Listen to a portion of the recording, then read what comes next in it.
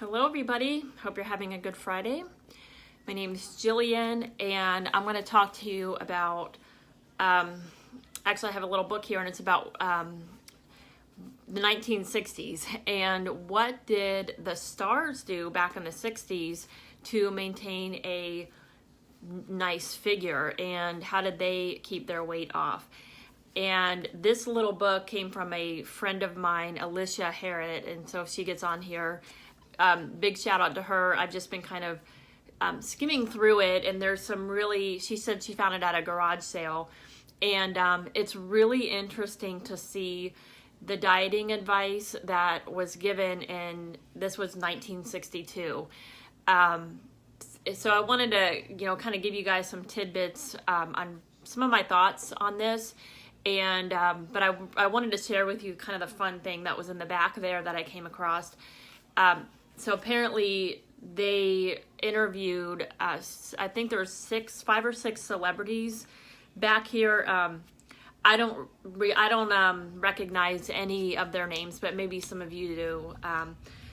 But how they keep their curvaceous figures, that's what they, how they describe them, their curvaceous figures, and how they, it says specifically how the stars stay trim. So I wanted to go over a couple of those things and just some other things that I picked up, just like running through this really quickly. So let's talk about the first one. And I'm not really going to they all kind of had a similar theme. And it's probably not what you think. I was kind of blown away by this, and it's a really kind of just a history lesson really on weight loss, and because we're talking almost 40, 50, 60, 70, 60 years ago now. And yeah, I guess 40, 50, 60 years ago. So it's kind of a history lesson on the dieting weight loss world. So there, I'll give you, if you recognize these names, let me know, because it actually doesn't tell us hey Heather, what they did and why they were famous. And I don't recognize any other names. So the first one was Olivia de Havilland, if I'm saying her name. And then there was Mimi Benzel. I think that one, she was an opera star, Mimi Benzel. And then Sherry Lewis, a popular television star, Rita Gam. Maybe it was those. Yeah, so those were the ones that were Tina Louise, and Abby Lane. So I'm going to tell you what they did. Okay, so the first one, Olivia, she, and there was actually a couple of them like her that I thought was so funny. So they, first of all, none of them said anything about making sure that you eat 3 meals a day or making sure that you eat, regularly, and, or you ate on a meal schedule or any of that. So that was one thing that was kind of like popping out at me. And actually most of them said the opposite. They all said they ate breakfast in the morning, and then they went all day without eating, and then they would have dinner. And their breakfast was what was stuck out to me the most, because the ones that did mention their breakfast as their secret to how they were staying trim was either they were eating steak. This one was eating, what did she said it was, I think, 2 pork chops and an apple every single day for breakfast. So how would you like, if that was your new dieting plan, to eat, I'll tell you, every morning I eat 2 lamb chops and a baked apple. So if that was your new dieting plan, eat 2 lamb chops and a baked apple for breakfast every day. And then she would go all day without anything until she got to the evening, and then she would have dinner, which was a half a grapefruit and calf's liver and bacon, spinach, and a cup of tea. And that was how she maintained her weight. 2 of the other ones said that it was steak, a small steak with 2 slices of toast and a coffee. That was hers, and then she would not have anything until dinner. And another one was very similar. So when the ones that talked about specifically and honed in on eating, that had issues with, because this book really talks about calories in, calories out. And remember that for years and years and years up until now, that is what it's been all about. It's been all about the calories in, calories out. And in this book really drives that in, that if you burn more calories than you take in, you're going to lose weight, and it's the math equation. And we know that it's really more complicated than that, but the thing so that's what those three said. And so then the other ones said, well, I don't have a weight problem, I just exercise.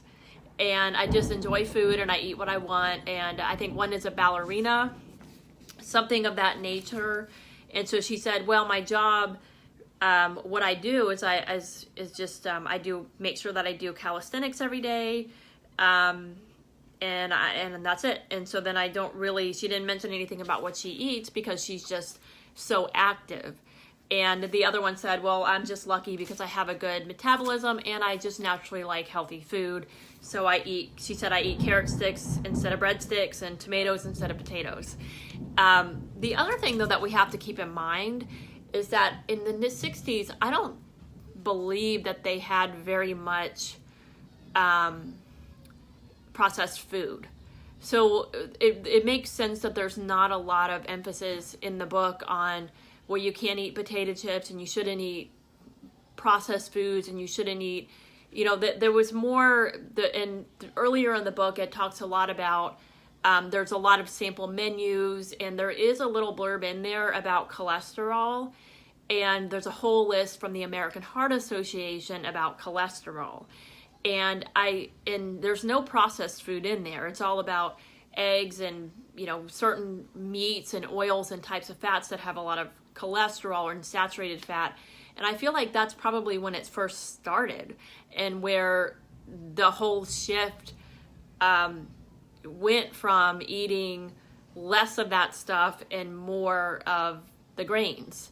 Because then it moved into, because the celebrities gave you their tips and tricks, but the book actually talked a lot about avoiding that stuff because it was high in saturated fat and oils.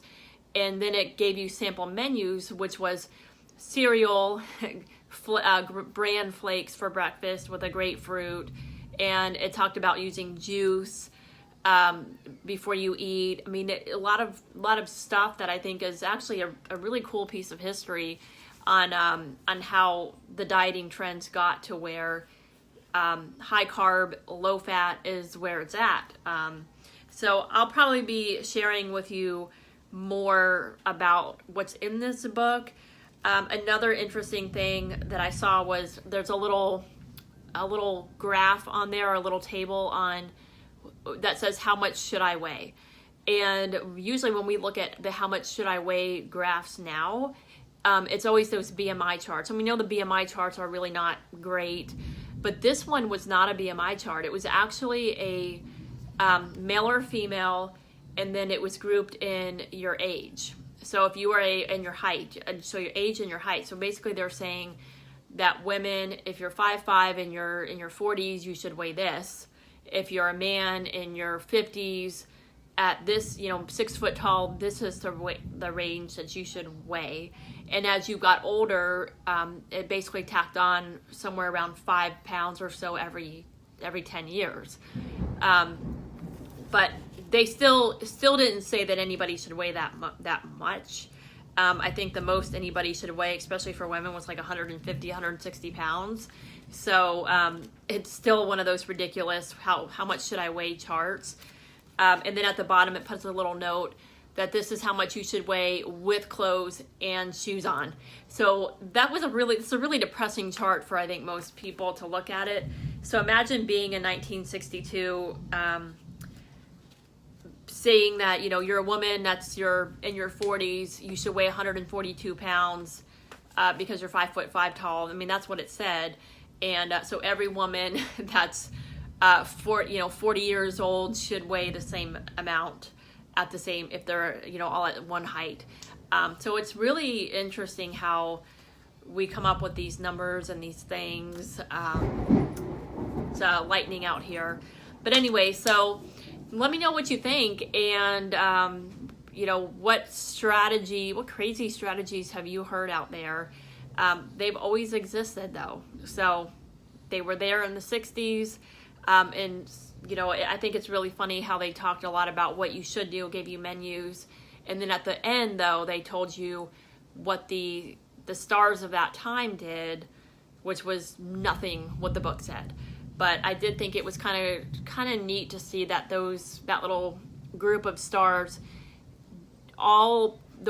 basically their tips said eat a big piece of meat like steak or lamb chops for breakfast.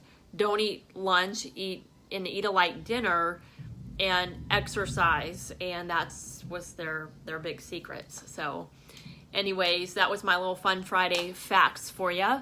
I'm going to go get my son here in a little bit. He's been gone all week. And so we're excited to see him and see how his week was. So have a good weekend, and I will talk to you next time. Bye.